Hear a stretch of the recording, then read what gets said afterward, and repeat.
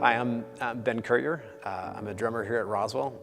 Lent wasn't something that I grew up with. Coming here to RCC and kind of discovering what it meant to follow the church calendar, that was something that was new to me. And I knew that I wanted to participate somehow. So as I was going through things in my life, evaluating what it is that I could give up, I knew that I wanted to give up something that was good, but was also going to be costly for me. It was going to have to be a sacrifice on my part in order to create a bit of extra space for God to just meet me in the middle of that and what that might be.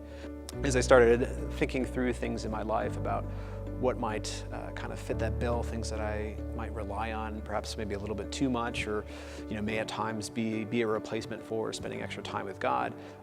Music was one of the primary things that came to mind, and music has been a part of my life as far back as I can remember.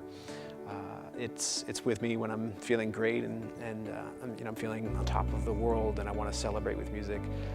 Other times when I'm feeling low, it's there for me when I'm sad. It's been a companion and a friend and something that I would honestly to think about being apart from is very painful and difficult. I was definitely afraid of spending that much time in my life in silence. Taking away that crutch or that friend, that companion with me in the car was definitely scary.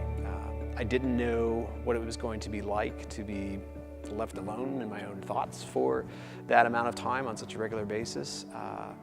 And particularly, I had no idea what God might begin to say. It was a really eye-opening experience for me to be able to see in what ways I could potentially pray that I wasn't. And it revealed what I was missing out on, and it also encouraged me to continue that into the future.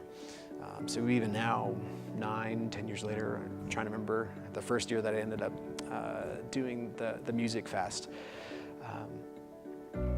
It is definitely, it still impacts me to this day in terms of if I'm in the car and driving, maybe I'm listening to music, and I still have a long commute, unfortunately. But when I feel the ping of God on my heart saying, hey, I've got something to talk to you about, or maybe you've got something to talk to me about. It's just a natural instinct just to turn off the radio, turn off the phone, whatever it is that I'm using to kind of fill the space at the moment and just talk to him. For this year, I'm excited to see what possibilities that God is going to bring. It's funny, actually, on the car ride up here, that I felt God say, hey, maybe it might be good for you to fast again from music this year. So I think it's a little bit scary, again, because it's dealing with all those same things that I did those years ago. But at the same time, the difference is this year is that I've got the experience of what it's like to fast. And I have those memories of how special it was to be with him for those 46 days, just in silence and me and him. And as well as the celebration on Easter morning of getting to turn on the car stereo again and rock out on my way to church, which was a wonderful memory. I remember the tears flowing down my eyes, on Easter morning, just thanking God for music, but also what he and I had gone through during the Lenten season.